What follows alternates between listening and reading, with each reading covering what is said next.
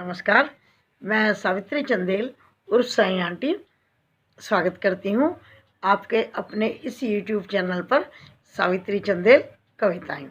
यदि आपको इसमें प्रस्तुत की जाने वाली कथाएं, कहानियाँ या कोई भी विचार विमर्श पसंद आता हो तो आप इस चैनल को सब्सक्राइब, लाइक और शेयर कीजिए ताकि आपके साथ दूसरे लोग भी इन बातों को सुन सकें। तो कार्तिक माह है, इसमें स्नान दान का महत्व तो है ही। तुलसी पूजन, परिक्रमा सभी आप कर रहे होंगे, दीपदान, लेकिन इस माह में कथा सुनने का और कहने का भी एक अपना महत्व है, महात्म्य है। तो आज की कथा मैं आपसे शेयर करती हूँ, तारा भोजन की कथा। एक समय की बात है कि एक राजा की पुत्री यानी कि राजकुमारी ने कार्तिक स्नान का नियम लिया और कार्तिक स्नान वो करने लगी। तो करते करते जब पूरा महीना ख़त्म होने को आया तो उसने अपने पिता यानी कि राजा से कहा कि पिताजी, मेरा कार्तिक स्नान पूर्ण हो गया है और मैं अब पूर्णमासी पर कुछ दान पुण्य भी करना चाहती हूँ। राजा ने कहा, हाँ बेटा, कहो तुम क्या करना चाहती हो।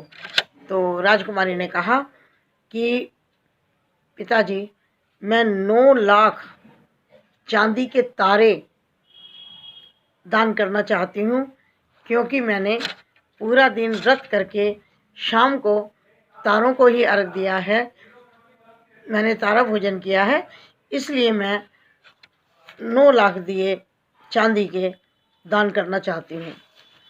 राजा ने कहा कोई बात नहीं। राजा ने सुनार को बुलाया और अपनी बेटी की बात बता दी। सुनार ने राजा को हाँ कर दी। घर जा कर के वो बहुत परेशान। सुनारी जो उसकी पत्नी थी उसने कहा कि क्या बात है। उसने कहा, राजा ने मुझे 9 लाख चांदी के तारे बनाने के लिए कहा है और इतनी जल्दी, इतने कम समय में मैं इतने तारे कैसे बना पाऊंगा, और इसके अलावा बात यह है कि मुझे तारे बनाने नहीं आते। उसकी पत्नी ने कहा, इसमें क्या परेशानी की बात है, एक बड़ा पतरा चांदी का बना लो और उस पतरे के छोटे छोटे गोल टुकड़े काट लो, वो तारे बन जाएंगे। तो सुनार ने ऐसा ही किया और बना लिए। ठीक समय पर वो राजा के घर दे आए। राजकुमारी उनका दान करने लगी तो श्री हरि का, ठाकुर जी का सिंहासन हिल गया। उन्होंने अपने दूतों को बुलाया और कहा कि जाओ देखो ये कौन इतना नेम पालन कर रहा है। तो दूतों ने सब जगह देखा, कुछ नहीं पता लगा। अंत में उन्होंने कहा कि महाराज, पृथ्वीलोक पर एक राजकुमारी पूरे नियम के साथ तारा भोजन कर रही है और अब वो 9 लाख दिए तारे चांदी के दान कर रही है। ठाकुर जी ने कहा कि मेरा विमान लेकर जाओ और उसको बाइज्जत वैकुंठ लोक में लेकर आओ। जब विमान लेकर के दूत राजकुमारी से चलने के लिए कहते हैं तो वो कहती है, नहीं, मैं अकेले नहीं जाऊंगी। जिसने मेरे इस कार्तिक स्नान में मेरा सहयोग किया है मैं उन सभी को ले जाऊंगी। तो उन्होंने सुनार को, सुनारी को और जो उनकी सखियां होंगी, स्नान के लिए उनके साथ जाते होंगे, सबको बैठा लिया।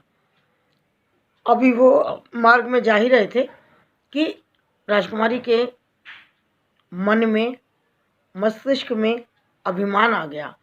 उसको लगा कि कार्तिक स्नान मैंने किया, सब कुछ मैंने किया और ये सब लोग इसका सुख भोग रहे हैं कि ये वैकुंठ लोक को जा रहे हैं। अगर मैं पूरे नियम से ये तारा भोजन का नियम ना निभाती, कार्तिक स्नान पूरा अच्छे से ना करती, तो ये सब वैकुंठ लोक कैसे जाते। ये अभिमान आते ही दूतों ने राजकुमारी को उतार दिया और बाकी उनके सहयोगियों को लेकर चले गए। वहाँ पर श्री हरि ने पूछा कि इनमें से तारा भोजन करने वाला कौन है। दूतों ने कहा, महाराज वो कोई नहीं है, इनमें कोई नहीं है। जिसने तारा भोजन किया उसको अभिमान आ गया था, इसलिए हमने उसको उतार दिया। उधर राजकुमारी को भी अपनी भूल का एहसास हो गया। उसने बहुत क्षमा मांगी प्रभु से कि मुझसे गलती हो गई, मुझे क्षमा कर दीजिए, मेरे मन में अभिमान आ गया जो नहीं आना चाहिए था। तो श्री हरि ने उनसे कहा कि अब जब दोबारा अगले वर्ष कार्तिक का माह आएगा, पुनः पूरी श्रद्धा के साथ तुम ये तारा भोजन करना, तो तुम्हें इसका फल प्राप्त होगा, क्योंकि अभिमान आने से तुम्हारा वो सारा अच्छा कार्य निष्फल हो गया। अगले वर्ष फिर उन्होंने अच्छे से किया और उनको वैकुंठ धाम बुला लिया गया। तो हे कार्तिक देवता, जैसा आपने राजकुमारी के साथ पहली बार किया वैसा किसी के साथ मत करना, और जैसा दूसरी बार किया ऐसा सबके साथ करना। कथा कहने वाले, सुनने वाले, ओंकार भरने वाले सभी लोगों पर अपना आशीर्वाद रखना। जय कार्तिक महाराज।